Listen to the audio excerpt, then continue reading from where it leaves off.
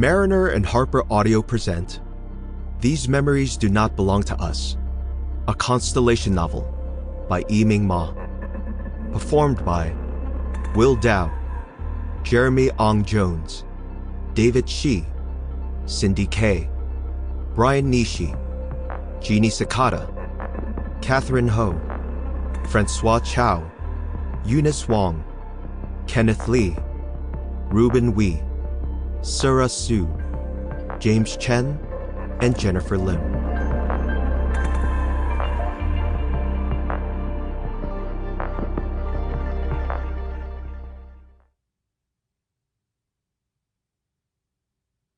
For survivors and the stories that saved me.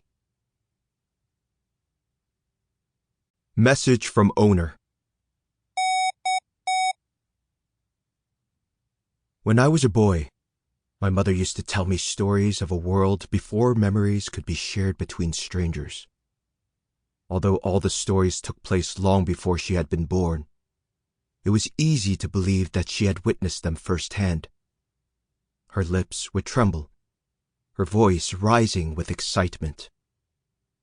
Wistfully, she would describe a time when our ancestors shared their thoughts using nothing more than words. Such a primitive tool to allow others to experience their most vivid personal memories. Some of the memory epics from which she drew her stories must have been censored already by the party. Any loyal patriot would have deleted these memories. For instance, the tale of an armless swimmer during the Cultural Revolution, when citizens still raised children with disabilities.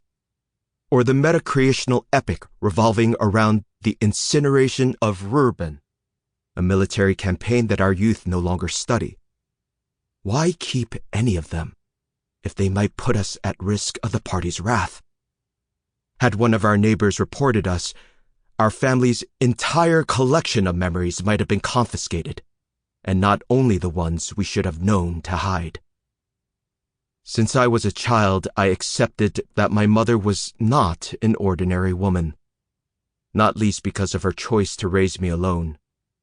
Late in life, she decided that she wanted to be a mother, and she had refused to allow the absence of a suitable partner or the downgrading of her social credit score to stop her.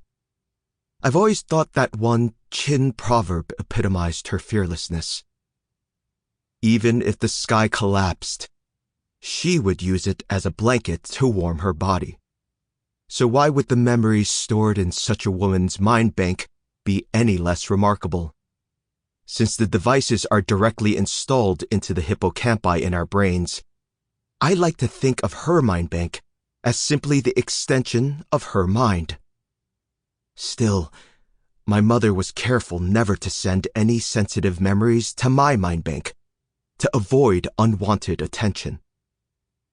Now that I reflect on that precious time together, perhaps that was why she told me all those stories via voice in the privacy of our bedrooms, back when we were permitted to stop our mind banks from logging data at home and away from any neighbors who lived in our tower.